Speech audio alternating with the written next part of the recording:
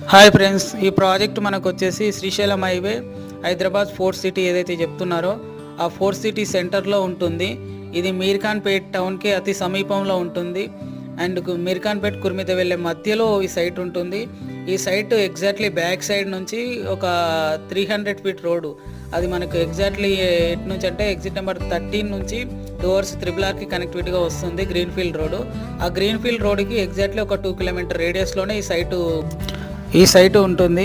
ఈ సైట్లో ఆల్మోస్ట్ అన్ని డెవలప్మెంట్స్ కంప్లీట్ అయి ఉన్నాయి.